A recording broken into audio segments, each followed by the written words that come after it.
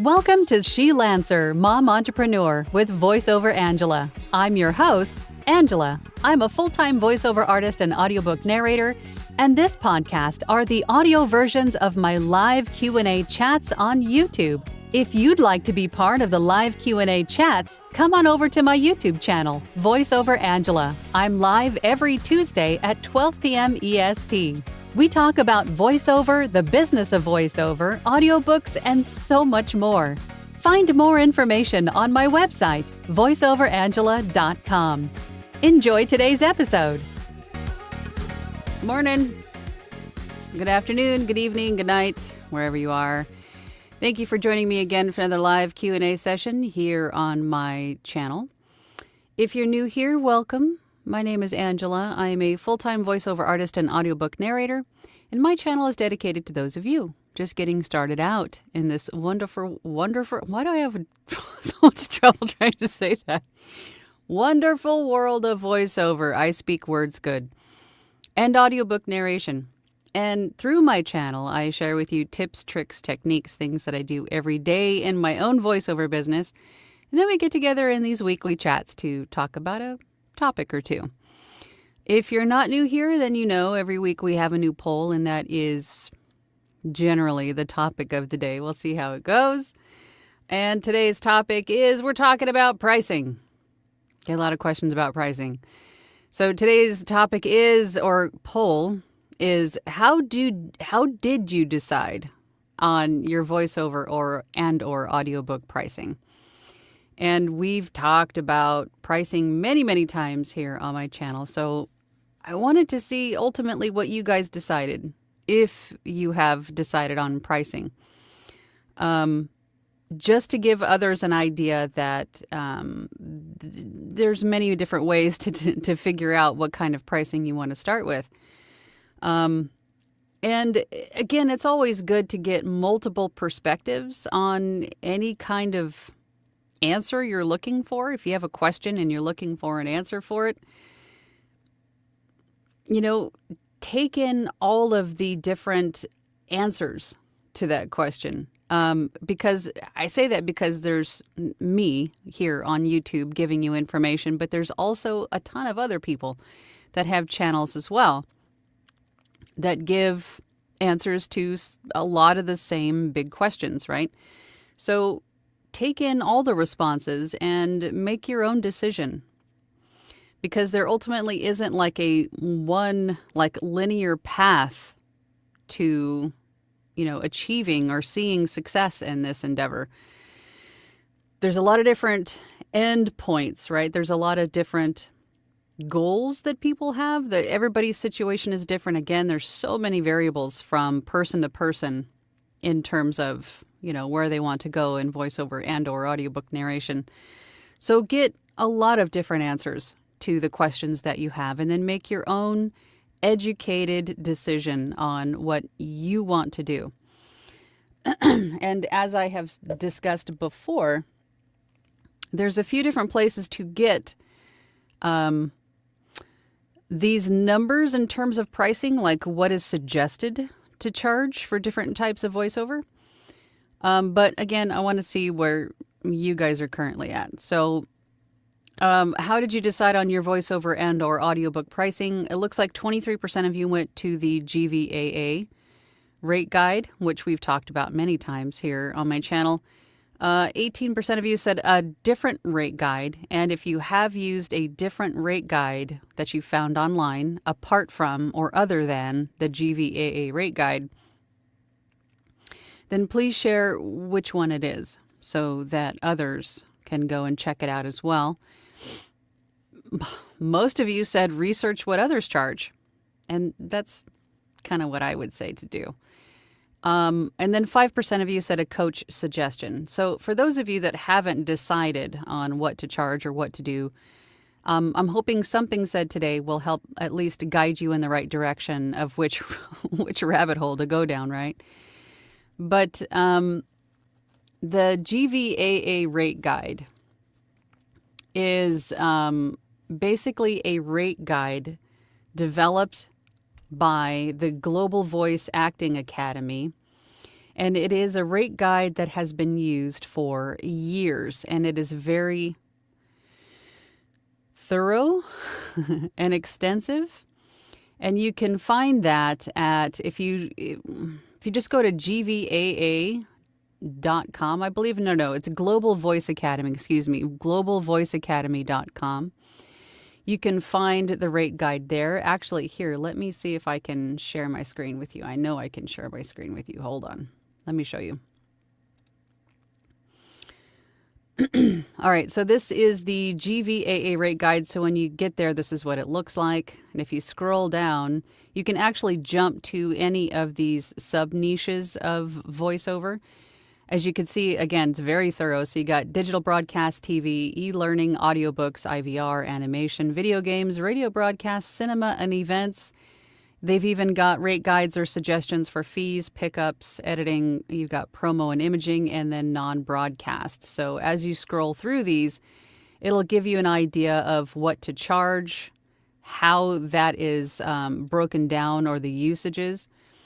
In terms of broadcast, they've got like how long is the client going to be using this voiceover, 3 months, 6 months, a year, broken down by national, regional, right? It's very, very thorough. So you can go into here and get a good idea of what to charge. And then also another rate guide that I mention a lot is my friend Anthony Pica's voiceover rate guide, which you could find at aviosjourney.com. And then you could just click on the tab for his rate guide. Sorry, he's got a little light box pops up there. But this one is a little bit more beginner friendly, where the GVAA rate guide is been around for a very long time. And I think it looks like it's just been recently revised to probably include some of the freelance marketplace pricing that we now are seeing more and more of. But Anthony's, this rate guide here was developed based on working online, having a remote home studio for freelance marketplaces, for, pay to plays, things like that. And it's also broken down by,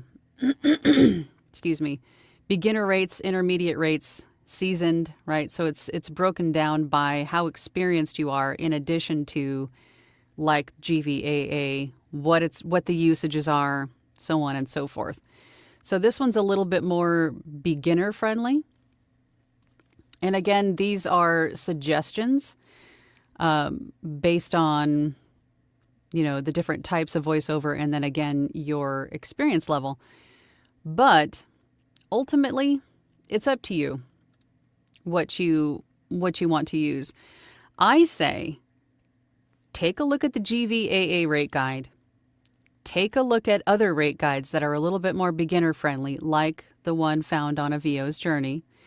And then also, if you're working on a platform, specifically platforms, if you're on freelance marketplaces like Fiverr and Upwork, or, any of the other ones, Guru, and voices.com, Voice123, all of those, take a look at what everybody else is charging if you're able to.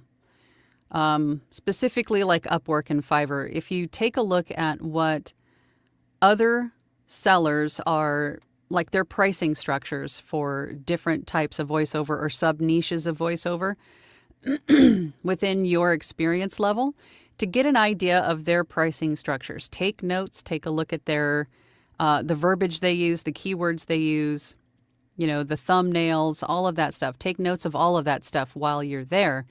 And that'll help you decide what to start with for yourself. Because you don't want to you want to stay pretty consistent with what everybody else is charging, right?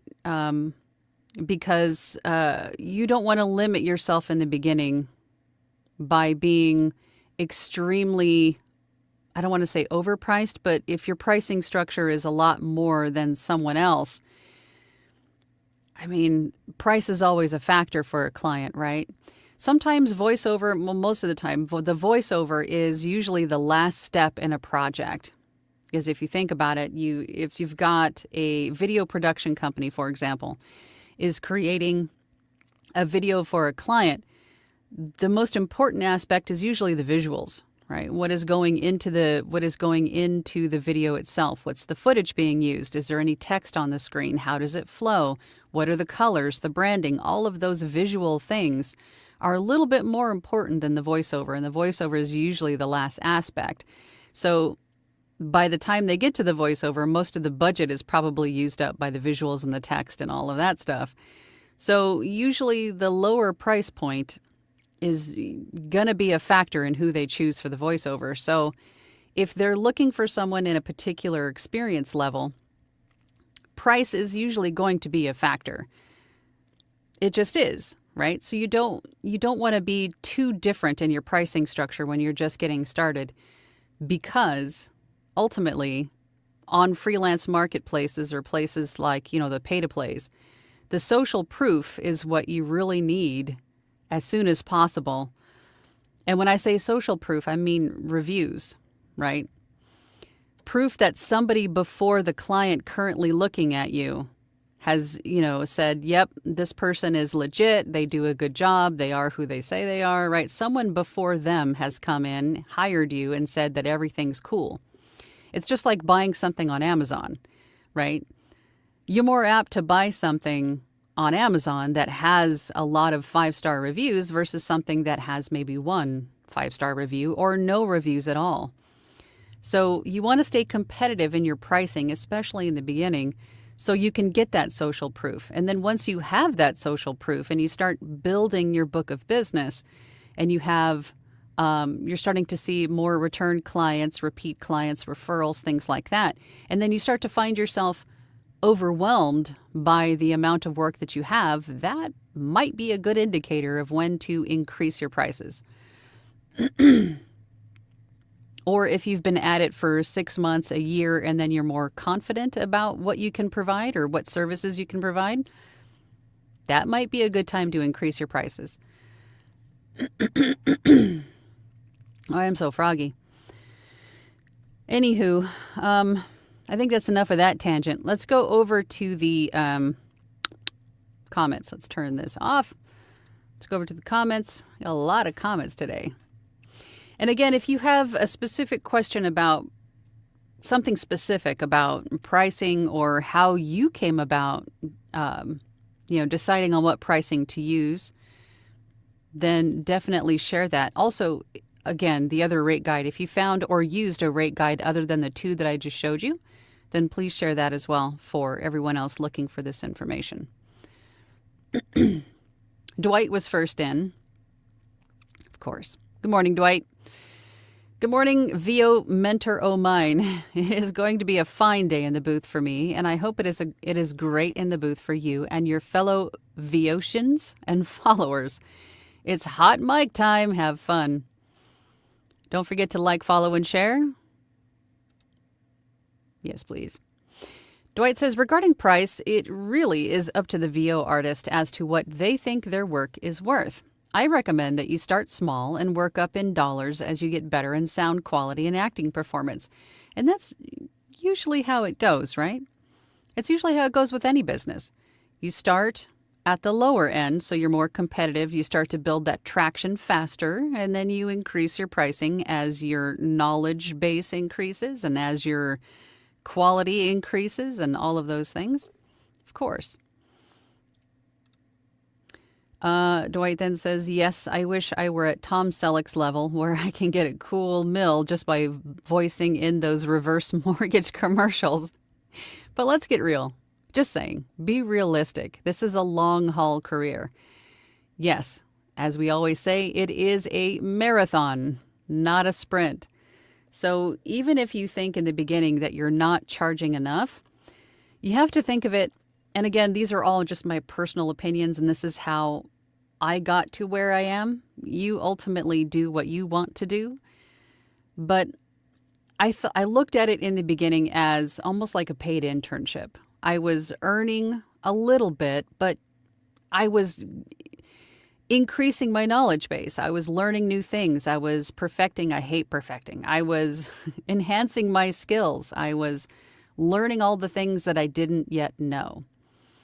I was becoming more familiar with terminology. I was still learning my DAW. I was still, working on my recording space. There was a lot that I was still working on and building, but I was still earning something, right? But that's better than just sitting stagnant, not doing anything, saying to yourself that I don't have my space dialed in yet. I don't know what I'm doing here yet, so I'm not charging anything. I'm not even going to get started until I know all of this stuff.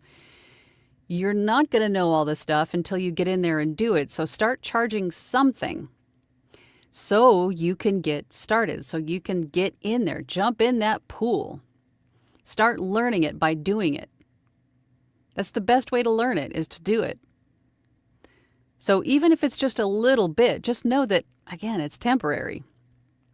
Once you start to build your business, you start to get that social proof, you start to, increase your competency in what you're doing and how you're doing it, then your prices are going to follow suit, right? The better you get, the more pricing, or the more your pricing is going to be. Make sense? But being realistic. Rustic Hillbilly. Good morning, Rustic Hillbilly. How you doing? What's the weather like in Oregon? Spicy Caesar.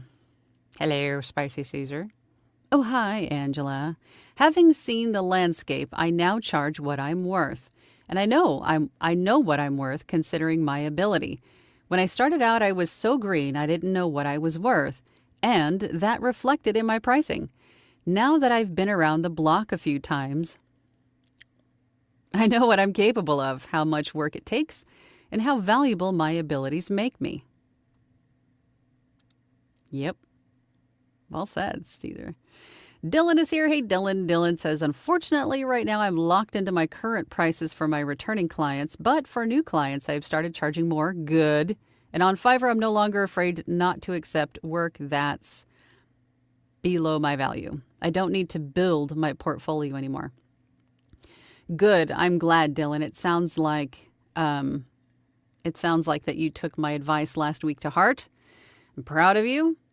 And in terms of past clients, depending on how long you have been working with them and how long you intend to keep working with them, you could keep your pricing what it is, especially if it's a client that's been around for a while and they send you bulk work. If you see a lot of work from them, just consider it bulk pricing, right? And keep it what it is.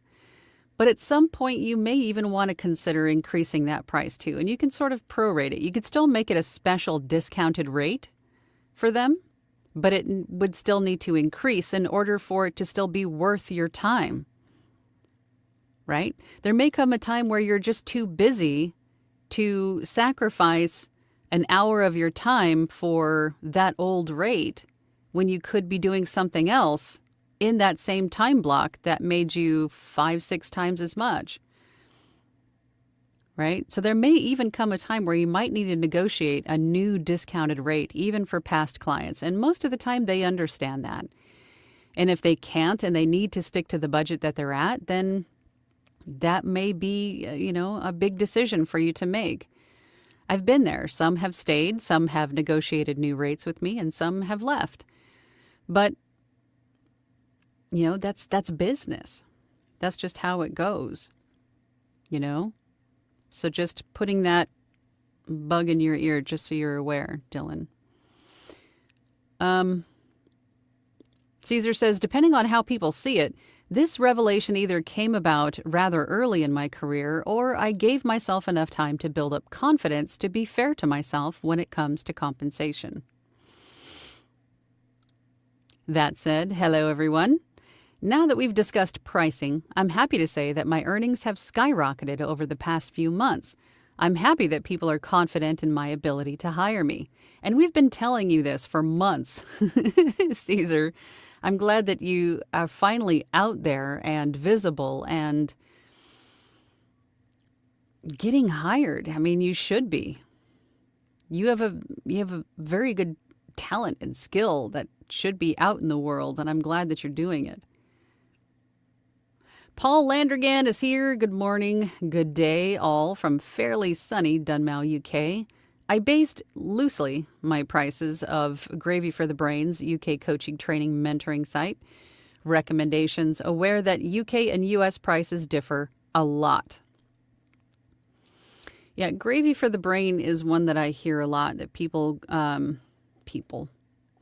that some of my mentees or people that have reached out to me with questions have brought up Gravy for the Brain a lot. I've never taken any of their classes or training or coaching or any of that, but I am aware of them. And I think they also have a rate guide, if I'm not mistaken. They have a lot of great information on their site, but they are sort of in that same time period place as GVAA, which is prior to the COVID era of everybody having to work from home in their home studios.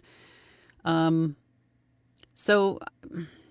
I don't know how to say this other than it's sort of like the old guard pricing, right? Still something to consider for sure, because I don't want to say that remote or home studio voice artists should charge less, but it's a different kind of entry into voiceover, right? It's a different path born from necessity.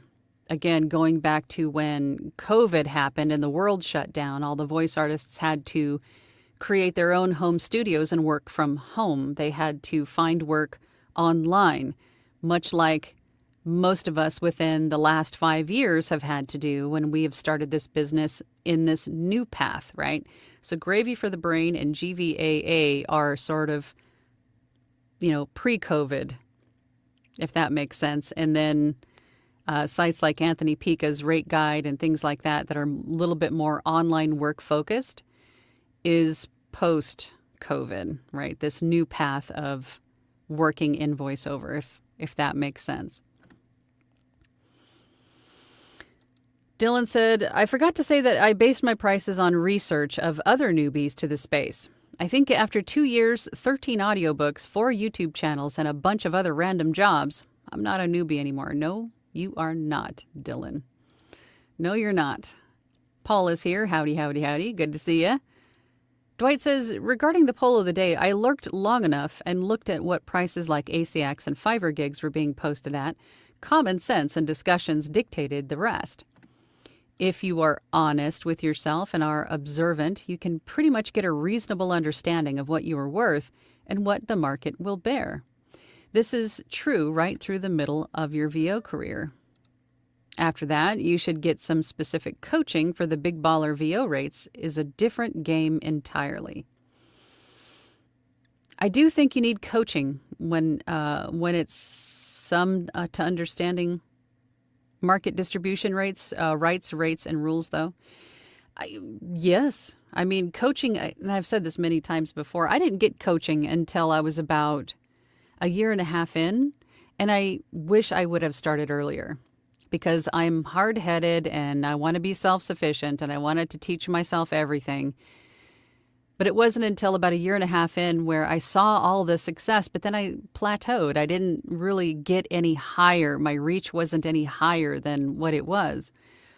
So I said, okay, well, there must be something that I'm missing. There's some box that still yet needs to be ticked, right? There's something that I'm not doing correctly, or there's something that I'm just not seeing where I can continue to grow. So that's when I reached out for coaching. In hindsight, I wish I would have done that a whole lot sooner because it turns out there was a whole lot that I didn't know because I didn't know that I had to know it. And there were some bad habits that I was developing because I didn't know I was doing them. So coaching sooner rather than later can definitely help you not only with stopping from starting, new bad habits, but the coach can also help you with setting up your business, appropriately and helping you with performance and helping you with your sound quality. They can help you with all this stuff, helping you to determine what rates to set all of your profiles at, so on and so forth. How to make a rate card. or a rate guide of your own, right? Because at some point you will have clients ask you for your rates and you can just send them a PDF rate guide, right? I think we've talked about that a few times here on my channel too. I think I even have a couple of videos about how to create a rate guide of your own, or rate card, however you want to say it. Tanya's here. Afternoon all. I was asked yesterday what I would charge for Royalty Share Plus and went off one of the pinned contracts on Discord. I had no clue, but it seemed reasonable to charge half. The thought process behind Royalty Share Plus and charging half your normal PFH rate is because, just to explain ACX's pay types, you've got royalty share, where you're sharing only in the profits of each sale of the book with the author, right? So you get 20% of each sale and the author gets 20% of each sale. And then you have per finished hour, or PFH, or pay for production, however you want to say it. And this is where you charge per finished hour.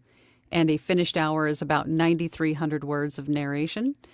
And that per finished hour rate is whatever you determine you want to set it at. Just know that industry standard for per finished hour audiobooks is $250 per finished hour. Now, you can start at $50 per finished hour, $100 per finished hour, $150 per finished hour. It's really up to you what you want to charge. Just keep in mind that a finished hour includes all of the hours of narration, editing, mastering, formatting. And in the beginning, it's going to take you a lot longer to do all of that, to complete that finished hour, than it will, a few years in. So it could potentially take you 5 to 8 hours to create a finished hour. So keep that in mind when you're determining your prices. So with royalty share and then per finished hour rates, industry standard, again, being $250 per finished hour, Royalty Share Plus is sort of a hybrid of the two. You share in the royalties, 20% and 20% with the author, and you get a per finished hour rate. And it's usually a lower rate than your standard per finished hour rate. So half, let's just say that your per finished hour rate is $200. If you decide to do Royalty Share Plus, you could agree on the royalties plus $100 per finished hour, knowing that you're getting something up front or when you finish the book, right? In terms of payment, and then you're going to be sharing in the royalties going forward for at least 7 years, the contract with that book being on Audible. So that is why it's usually a lower per finished hour rate, because you're also going to be sharing in the royalties. So it's sort of a hybrid between the two.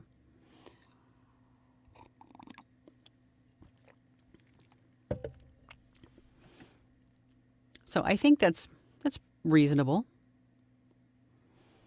My cup of tea says, morning, y'all. Nice to be back in a live stream. Nice to have you here. Becca Sue says, good morning, afternoon, everyone. Tess is in Dracula. Haven't heard that in a while. Good afternoon. It's a beautiful day in Dracula. I love it.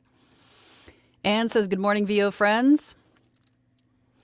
Fixer Phoner. It's a good morning. Good morning to you.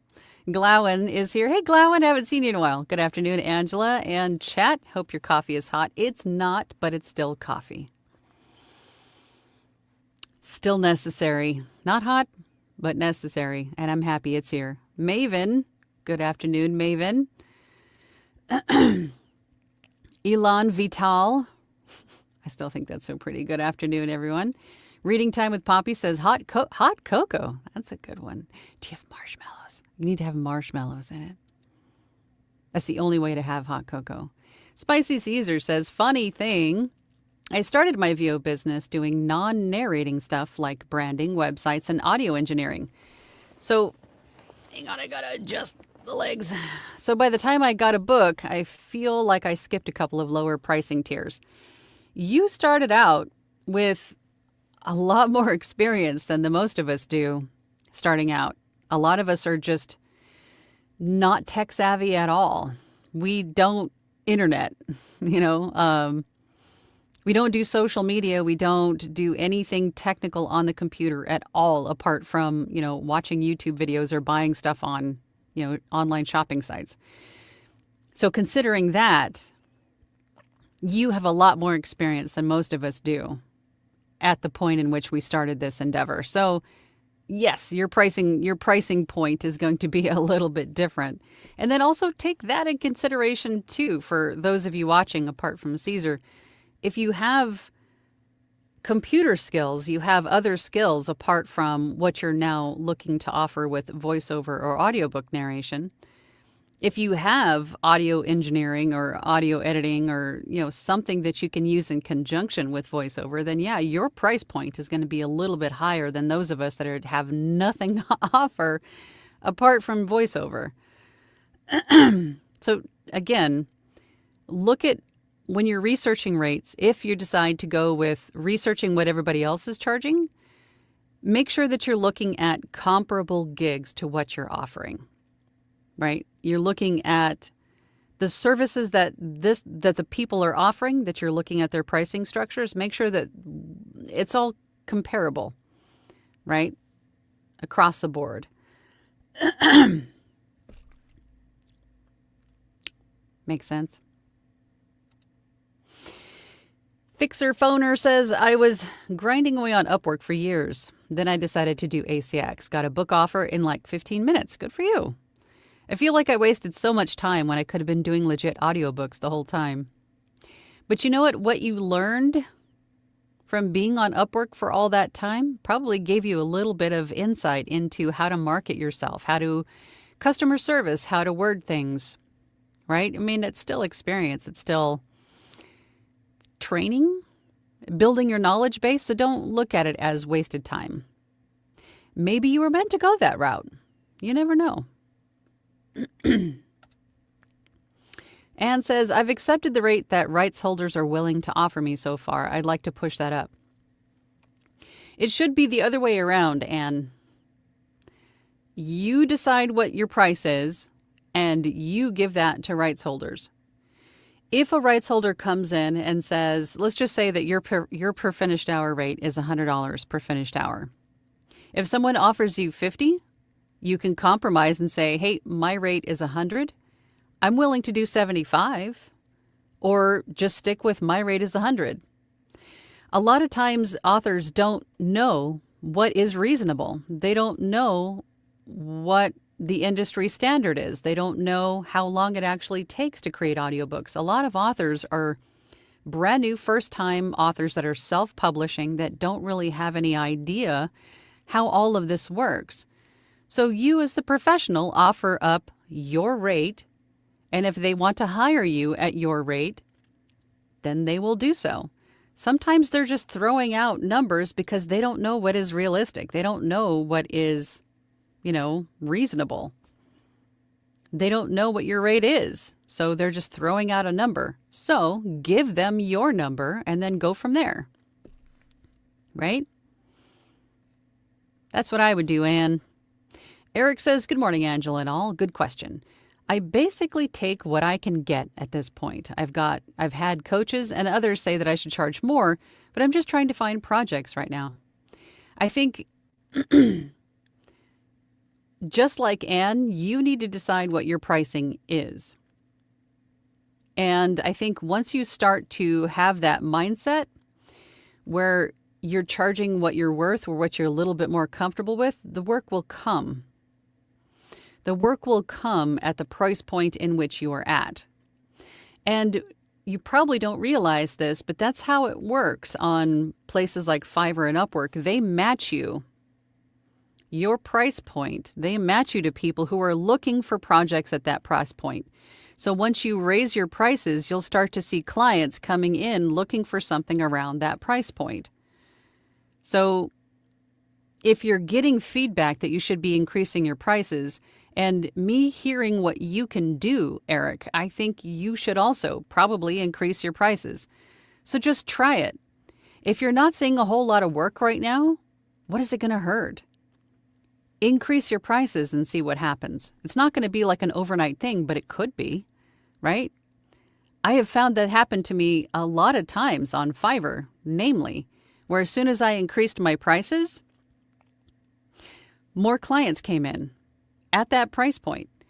And by the way, Fiverr likes the money too. So if you're charging more, they make more. So they might promote you more. Espa? So what could it hurt? Try it. Increase your prices. Anne says, my start was on ACX royalty share projects, as were mine. And I think a lot of people started that way too. Royalty share on ACX. Yes, ma'am.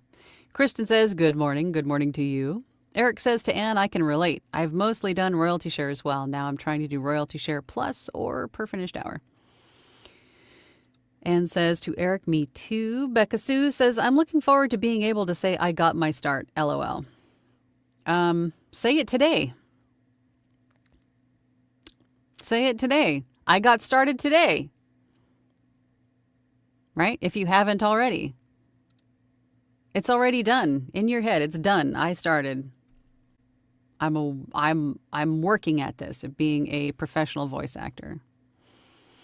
Glowin says, I decided before I did my first audition, yes, I have done 2 since I returned from vacation last week. My pricing is going to be at market price versus my newbiness.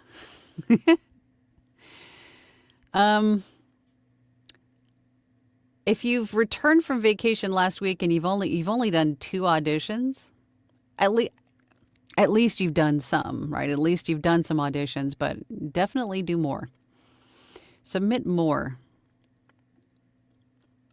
Glowin says, in my perspective, the client doesn't need to know I'm just starting out. No, they don't. In the words of the famous lady, voiceover Angela, you're a professional. It's a mindset, right? If you're, and to Glowin's point, if you're writing out bios or filling out like about me's or profiles on any of these sites online that we find work at, whether it's a freelance marketplace or a pay-to-play, whatever it is, don't mention that you're brand new. Because even though, as I always say, be as transparent as possible and, realistic, wear your customer service hat and all those things, but you saying that you're brand new might inadvertently turn the client off, because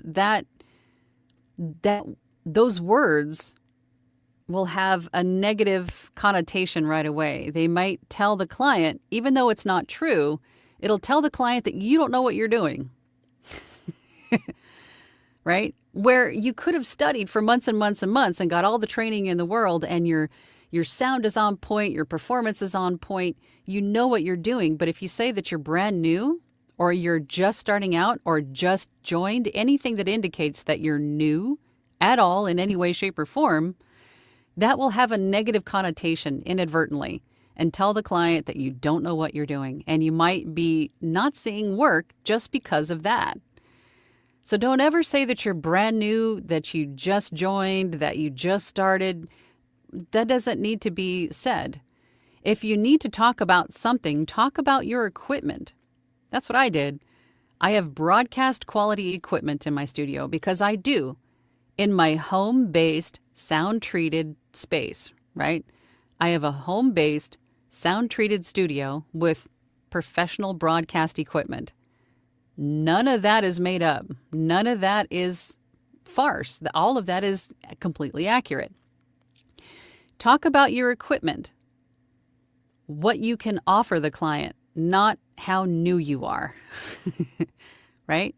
Make your profiles, your about me's, your bios more customer-centric. What problems you can solve for your clients, not about how new and inexperienced you are. That's doing the opposite of what you want it to do. You want to tell the client that you can solve their problem. You can give them what they need. Because ultimately, what do they need? They need a voice that's going to, make the intention that they're looking for, or make the point that they're looking for with the voiceover in clear audio, quickly. Those are really the factors they need, and in a price point that they can afford. That's all you need to tell them. Don't tell them that you're new, because they might be clicking away from you as soon as they see that, because they just might, they don't know anything about you other than you're new. Really, at that point, they go, new, okay, well, they don't know what they're doing, so I'm going to look for someone else. Even though you may be amazing, right? I've got to stop this tangent. But don't mention that you're new. Becca Sue says, glowing, I love that. Rochelle says, if I can click on it, I like the just do it. Yes, just do it. Just do it. Don't just sit there idle going, I wish I could do it, but I don't have this, or I haven't learned this. You'll learn it. The best way to learn it is to do it. Just get in there. Just get started. Because you might be holding yourself back, telling yourself that you're procrastinating, right? You're not doing it because you think you still need to learn something, get something, achieve something, talk to somebody, answer this question, whatever it is. Just do it, and then you'll figure it out as you go. Right? Maven says, on ACX, for someone who is trying to land their first project, is it best to check just unspecified PFH, or should I also check unspecified? Think of it from the author's perspective. I'm brand new. I'm self-publishing my first novel. I don't know what is customary. I don't know what is typical. I don't know anything about audiobooks. I'm counting on whomever I get an audition from or whomever I hire to advise me on what is customary. I don't know anything about the prices. I'm open to it. I'm open to quotes because I just want to get an idea of how much this is going to cost me. I have no idea. I'm going to select unspecified because I don't have a clue. I'm counting on someone to tell me how much this is going to cost. So absolutely yes. I always just leave it open unless you're looking for something specific, but definitely use unspecified because those people are looking for you to tell them how much it's going to be because they don't know. Right? They're looking for the best deal. They're looking for the voice that works, the voice that is close enough to what they thought that they wanted when they were writing the book at a price they can afford. But they don't know what is customary, so you can tell them. So yes, absolutely select unspecified. Kristen says, I really like the mindset of early work being like a paid internship. I am currently narrating my first audiobook, and the experience I'm gaining is so valuable. Absolutely. And you wouldn't have learned any of that unless you just got in there and did it. Right? Just get in there and do it. Just do it. Do it. Caesar says, funny, improving my recording space and learning processing in my journey to audiobook narration made me a sound engineer. It wasn't until more than a year later that I picked up an audiobook job. So you kind of went backwards. Like most of us will get into the audiobook part and then learn the production side later because it's part of the process. And you kind of went the other way. See? Variables, different paths to get to, many different paths to get to where you want to be. So different for everybody. Glowen says to Maven, filter using them all. You want to get anything you can deem doable. Myself, I need to build my resume, so I choose them all. Becca says to Maven, I haven't landed anything yet, but I still keep my search open for all prices. You are here. That counts as starting. Yes. Well said, Anne. Rochelle says, I was in radio, TV broadcasting 12 years to include on-air, commercials, production, creating, writing, and voicing. Also, radio news, etc. Can that have a factor in pricing for voice acting? Yes, you have a little bit more experience than most of us starting at zero do. Absolutely. Because you not only understand probably the lingo, the terminology that most of us had to learn. You already know all that stuff. You already know how all of this works. You already know sort of like where the clients are coming from most of the time. You have like all of that back end knowledge that most of us don't have until a couple of years in. Not only that, but you have the writing experience as well. So yeah, that's going to affect your price point, and you're going to be at a higher price point than most of us do at ground zero. So Absolutely. Your prices are going to need to reflect all of that experience that you already have. Paul says, Angela, I have to completely disagree with you about Gravy for the Brain's positioning. Maybe check their site out again, unless they've updated. I haven't been on there in a while, but based on what I'm hearing from other people, that is what it is. So if they have changed, then they have changed. So I'll go check them out. Joy says, hello, everyone from cloudy, chilly Southfield, Michigan. If I were to get an audiobook commercial or anything, I'll check with GVAA rates. You continued somewhere? I think you might have been cut off, Joy. Caesar says, hard-headed, self-sufficient, teach myself everything is likely why I didn't do audiobooks until I became a sound engineer. And I took the scenic route in learning sound engineering, trial and many errors. Is it Kairos Fruition? What rights do narrators have regarding royalty and do's and don'ts of terms of agreement? What rights do we have in terms of royalty? Well, in terms of royalty, if you've signed a contract, let's just say that you're on ACX, you will receive 20% of every sale of every audiobook that is sold. That's basically what you got there. Do's and don'ts in terms of agreement. In coming to an agreement with a rights holder, perhaps, keep in mind that when someone sends you an offer on ACX, I have to think that there's some sort of a template, right? Where ACX says, hey, you ready to send an offer? Here's a template of, what you can send the rights holder, or I'm sorry, the narrator, without the rights holder understanding that audiobooks, take time or how much they are or, all of those things. So it's just like a set number of days until the first 15-minute checkpoint and so on and so forth. Ultimately, if whatever's on the contract they send you or the offer that they send you that you don't agree with, whether it's the pricing that you think it's too low or the due dates are too soon and you need more time, you don't have to accept that. It could be the rights holder just kind of shooting in the dark because they don't know, or maybe they're on a tight deadline.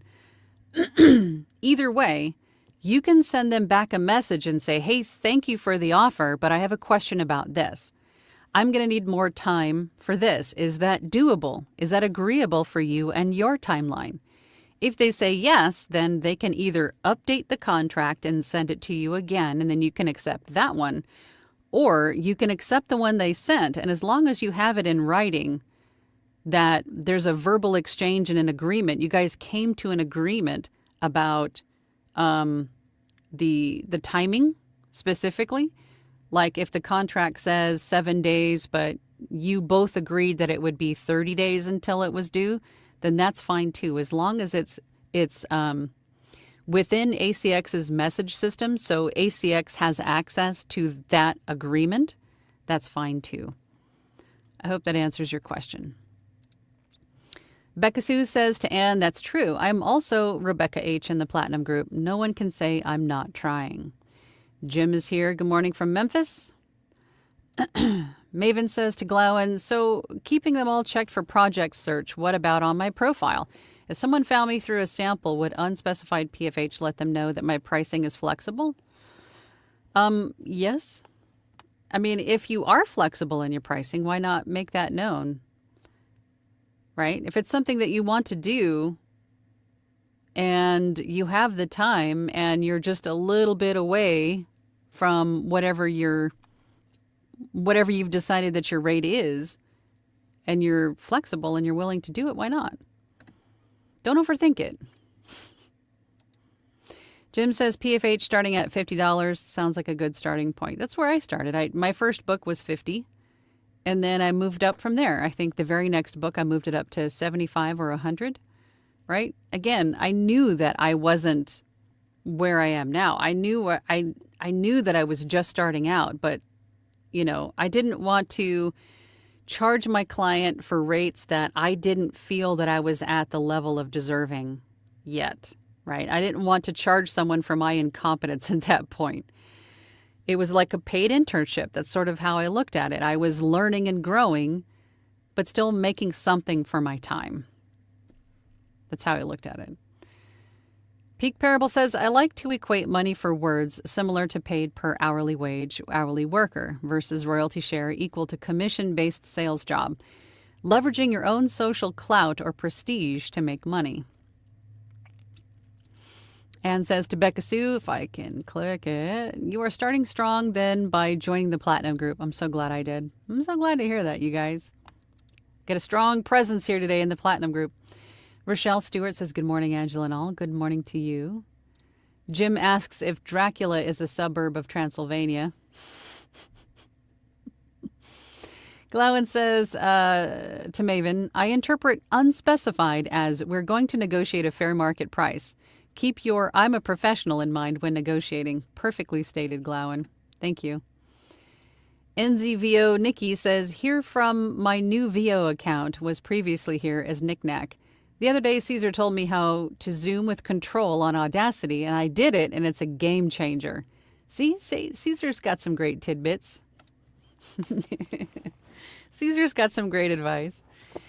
Peak Parable says, when you guys do royalty share on audiobooks, if title is good quality potential and good profitable space, how much do you consider rights holders' social visibility versus none? How much weight do you give?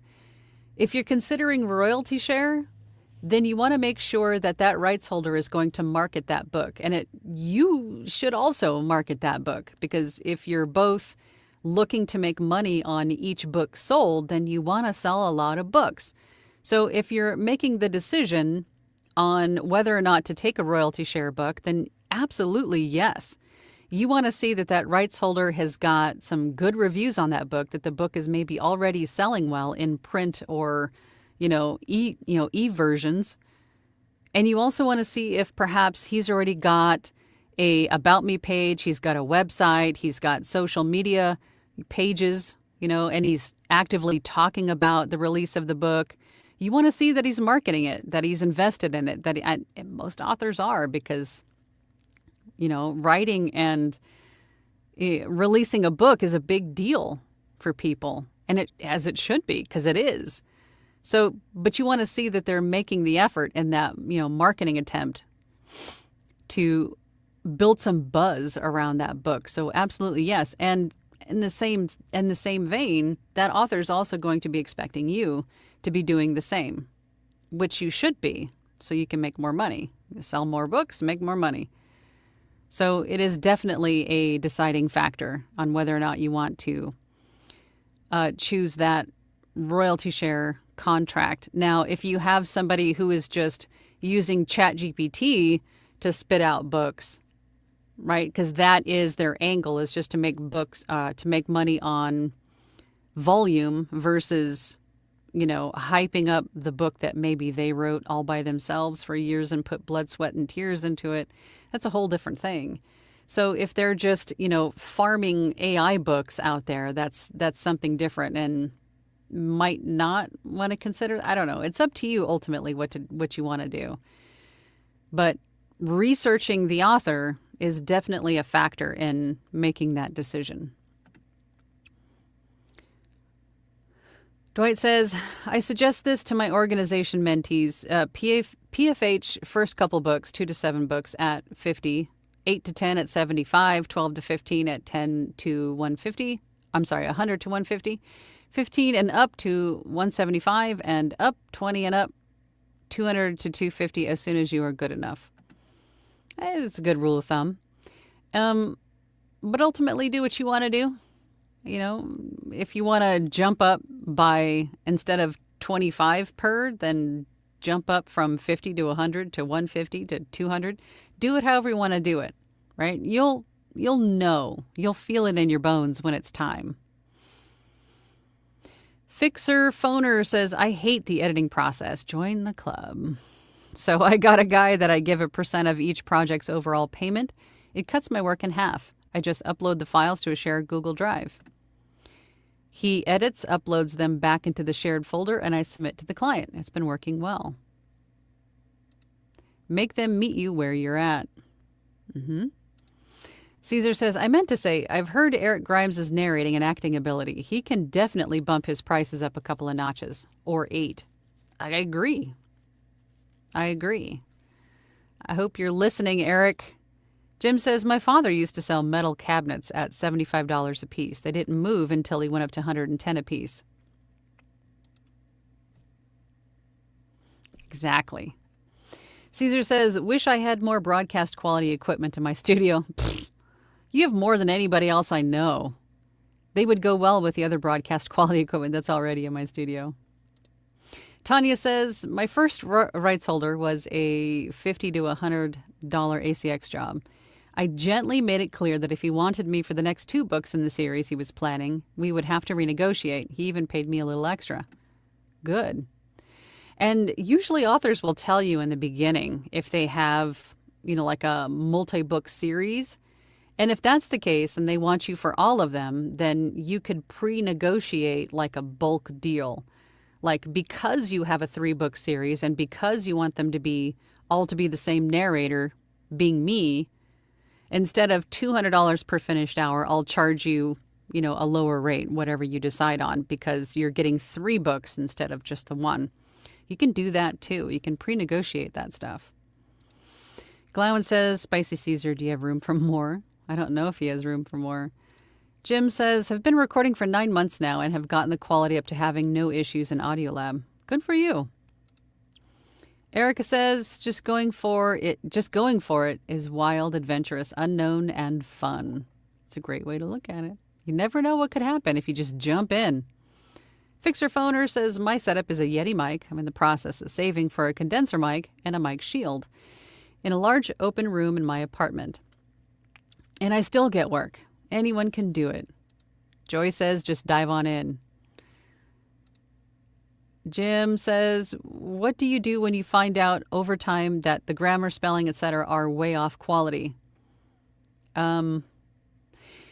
You could either reach out to the rights holder and ask if they did give you the final draft of their manuscript. It's happened to me more than once where the rights holder gave me the wrong edit version of the manuscript. And if it is the final draft and you're still not vibing with it, you're having an issue with the grammar quality or whatever it is, you can decide at that point to cancel the contract, to gracefully bow out, or you can suck it up and finish it. It's up to you, whichever way you want to go. Caesar says to Joy, agreed, but making sure the pool has water kind of helps. Maven says, I am also someone who is starting with previous audio engineering experience. It is helping a lot as I learn how my knowledge transfers to this new voiceover process. Well, there you go. Caesar says, nice. Kind of makes it more fun. I realize a lot of the stuff that happens in the DAW can be incredibly cryptic to a lot of people. It's a lot of lines and numbers and measurements. Let's see if we can find another question. Maven says, I'm finding it helpful to have a recording checklist in place with all the specific numbers to check, like amplitude statistics. Yes, that is definitely something that I recommend, especially if you're just getting started out and you're still in the part where you're learning your DAW, you're learning your recording software. Have a notepad with you. Because before you have your effects rack set and saved and everything is just as it needs to be effects-wise, make notes because you'll forget when you're still trying to find what works, right? You have this effect at this setting with this setting and this setting, and then you made a change. You want to note that change. Right? Have a notebook on your desk as you're doing this so you can kind of keep track of what you did when. Speaking from experience, because if you find like these effects, you go through all this trial and error. I remember, I'm having flashbacks, PTSD of this. You're trying all these different effects and all these different settings, and then you find one that works, but then you forget what it was. Trust me, you're not going to remember all of these, so write them down. And then you forget what the settings were, and then you have to go back and re-record and trying to find where you were if you didn't write it down. It's so disheartening and such a waste of time. So just have a notebook so you can keep track of what effects you're using, what settings they're at, so on and so forth. Trust me. Or like processes, keeping track of what processes you applied. Jim says, does PFH always put all the money up front? Do you set a rate based on word count? No, you decide your rate and then you stick to that rate on the book per word count. So your per finished hour rate is going to be per finished hour. So that's going to be 9,300 words. So if it's 30,000 words or 200,000 words, your per finished hour rate is the same no matter the word count. The only time that's going to change is when you increase your per finished hour rate, right?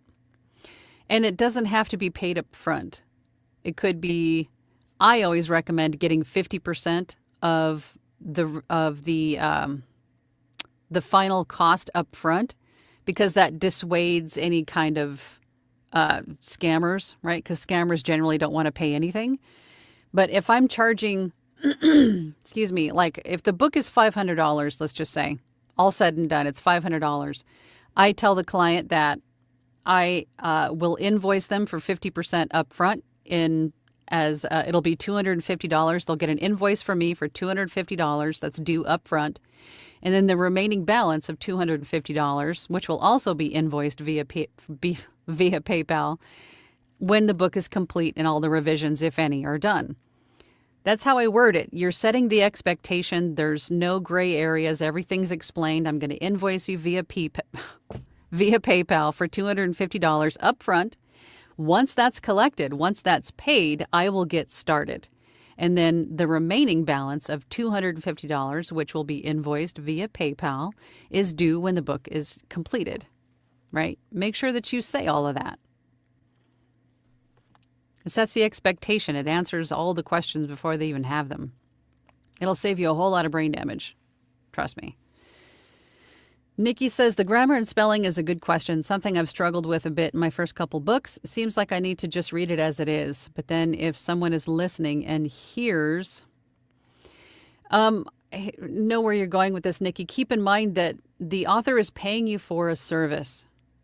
The service is giving voice. You're creating a audible version of their book. You didn't write it. These are not your viewpoints. All you're doing is giving voice to it. You're performing a service. You're being hired to perform a service. But if you cannot connect with the copy because it's written too poorly, or you don't like what you're saying, you're not comfortable with the context, whatever it is, you don't have to do it. You don't have to do it. And also another question I get a lot is like gender and race, right? If someone hired me for an autobiography, but it's written by a male, I don't automatically turn it down. It's ultimately up to the author what they want to represent their book. If they're thinking that the book they wrote about themselves would be better served by a female, then so be it. That's their decision. They're hiring you for a service. You are there to fulfill a service, and that service is creating an audiobook version of their book. That's it. You didn't write it. You didn't edit it. These are not your viewpoints. You are just performing a service. So just look at it that way. Oh, and don't be tempted to change the book. If you do find typos and you can reach out to the rights holder and tell them, hey, I found a typo on page 56. That way they can correct it in all of their other copies too. But if they're expecting you to proof it or to proofread it or anything else, then you should be charging for that service as well. That's an additional service above and beyond creating an audiobook. Proofing, right? Being the final set of eyes in the editing process before the audiobook is made. That's an additional service that you can charge for. I wanted to get that in there. Eric says, thank you so much, Caesar and Angela. The Platinum Group is a gold mine for voice artists. If you're not a Platinum member yet, you really should be. Also, apply some pressure to that like button. Yes. Caesar says, please remember that Audiolab can only measure so much. Audiolab can't detect distortions, sibilance, harshness, over-processing, or a lack of dynamics control. Please learn to trust and use your ears. To Caesar's point, Audiolab is only checking for ACX standards, that you're meeting ACX's standards. It does not account for quality, is basically what Caesar's saying. Jim says, Jason Levine has made editing fun for me. His YouTube channel, very helpful. Pure Playa says, I learned the hard way to write my effects down because my laptop broke down and I had to use my wife's, but didn't remember what settings I had on the effects. You definitely write them down. Write them down. From experience, write them down. Caesar says to Eric, agreed. Apply some pressure to the like button, but not more than 35 psi. Jim says, where can I find a list of all the online payment systems? I am told to offer more than one system to the customer. I only use PayPal because PayPal is widely accepted on all of the platforms that I use. Sending an invoice through PayPal, the client does not need a PayPal account to pay it. They can use a check, a credit card, a debit card. I use PayPal. I mean, if you're looking for something other than just simply using Google, and it'll probably give you a bunch of different options to choose from. Dylan says, PayPal is a very different service. Okay. Pure Playa, Caesar says to Pure Playa, says, that happened to me too. Audition had a bad crash and all my presets were lost. Fortunately, when that happened, I was already a sound engineer. Rebuilding them was tedious but trivial. Nikki says, that all being said, any tips on adding available services like editing? I would make it known that you offer these services. If it's like on ACX where you can't like offer like a la carte services, you could make it part of your dialogue with the client beforehand. You could say, hey, thank you for the offer. I just wanted to see if you haven't had, I wanted to make it known if you haven't had the ability to have a final pass through with an editor on your manuscript before the audiobook is created, to let you know that I offer the service to proof the manuscript one last time before we create the audiobook, and this is what I charge. You know, whether it's X amount of dollars per X amount of words, however you want to do it, you could make that known. You can make it part of like your pre-negotiation verbiage, and then that author might say, oh yes, you know what, I've totally forgot to do that. I would like to have one set of eyes on all of this before we create the audiobook. And that way, if you do find anything, I can update all the other versions as well. So everything is correct together, right? All the different versions, meaning the ebook, the print copy, all of that stuff is now corrected. So make all that stuff known up front. Caesar says to Dylan, okay, making fun of me. Jim says, what do you use to manage the business side, numbers-wise? Money-wise or tracking-wise? Money-wise, PayPal. Tracking-wise, I use QuickBooks, self-employed. Pure Playa says to Caesar, I'm definitely still a beginner, so it was a headache for me. Hey, Lisa, I haven't seen you in a while. The book I'm working on right now is an anthology, 10 different authors. One of the stories has a horrendous amount of errors. I highlighted them and sent back to the publisher to correct. The book was published in 2023. Wow. Josie says, for others that have just started recently, how many auditions did you submit before you finally got a contract? 2, if an author doesn't use you, will the audition be removed from my projects? For me, answering that question, number one is going to be different for everybody. Some people get a book on their first audition. Some submit 200 auditions before they see a book. It's going to be different for everybody. For me, I think it was about, I did about 8 auditions before I saw an offer. If an author doesn't use you, will the audition generally no, because you can also list it as a sample as well. And it won't be removed until you remove it, if that's what you're asking. Okay, Dylan and Caesar are making fun of me. Pure Playa says, I only did 8 auditions before I got my first contract, which I'm actually still working on now. Taking me longer because of a cold I'm trying to get over. Feel that. Always ask for an additional couple weeks. Always give yourself a buffer when you're negotiating the time aspect of how long it's going to take you to create this audiobook. If you realistically think it's going to take you about 3 weeks to produce this audiobook, give yourself 5. At least 4 weeks. Because you never know when you're going to get sick, someone in the family gets sick, you want to take a vacation, you just need a day of rest. Give yourself that buffer. And if you don't end up using any of those extra days, you're delivering it early and being a hero. Potentially get yourself a tip or 2. You know, give yourself a buffer, extra time. Nikki said, thank you so much. Lisa says to Josie, I did about 10 auditions before my first audiobook. Oops. Nikki says, I was able to get my first after 8 to 10 auditions. Nailed down a few, took a break from auditions. Now I'm back and struggling to land something. Just keep going. Keep going. Jim says, your samples are your business. No one can decide what's there. Paul says, I submitted over 70 auditions before I got an offer. Now average and 1 in about 15. Yeah, but the point is, for those of you that are kind of ruminating over how many auditions you've submitted and not seen a book offer, you just have to keep going.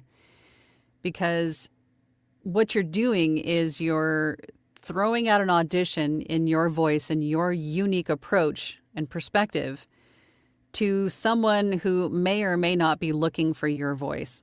So the more auditions you do, the better your chances are of being heard by the person who's looking for you. But none of that will happen if you don't audition. You have to keep auditioning. You have to keep marketing yourself, presenting yourself to multiple clients in the hopes that they're looking for your voice. Because even the client, they can't, even if they articulate what they're looking for, they may not fully understand until they hear it, right? It's kind of one of those, like, when you know kind of things, right? So even if I was looking for a male voice with a general American accent, and then I heard all of these auditions, and then maybe even I heard someone like Caesar who has a little bit of an accent, and I went, oh my God, that sounds so much better than what I was thinking. I'm going to hire him. But you have to keep auditioning to have those opportunities, right? So just keep auditioning and it will eventually come. Pure Playa says, the RH, it's very nice. She's giving me an extension, telling me not to worry about the timing. Most authors realize that we're all human. And we have human things that happen, like getting sick or, major life events happening. Maybe, most people will understand that and give you a little bit of extra time if you need it. You just have to ask. Dylan said, we wouldn't make fun of you if we didn't like you. Yes. I think I'm going to hear P-Pal for quite some time, though. As I should, because it was funny. That's okay. That's okay. Dylan says, to Angela's point, I got 3 books with my first 12 auditions. Then I didn't get another one for around 20. It's not always your fault. I don't think it's ever your fault, per se. You are at the mercy of the voice and the RH has in their head. Yeah, for sure. And there's no way for us to know that. There's no way for us to know exactly what they're looking for, even if they try to articulate it. It's when they hear it, they will know, kind of a thing. Caesar says, I actually did that for my first book. I ignored the American English requirement and did it in my natural accent because I was tired and apathetic. I got the job. See? If it's something that interests you, audition for it. Even if you might be a little bit outside of what they say they're looking for, you never know. So that should even widen your opportunities right there, right? How many books you audition for. You never know. All right, you guys, it's about that time. I have got a ton of work to get back to, so I will be back next week, same bat time, same bat channel. If there's something that you guys want to talk about as a group or there's something specific that you want to know more about and get multiple perspectives on it, then that would be probably something great for this channel here. So post your comments, post your questions, either, down below on this video if you're Team Replay, or, send me a message directly in the community part of the channel here. And I will see you guys next week. Bye. Thank you for listening to She-Lancer Mom Entrepreneur with VoiceOver Angela. That's me. For more information about me, visit my website, voiceoverangela.com, or hop on over to my YouTube channel, VoiceOver Angela. Again, thanks for listening. Have a great day.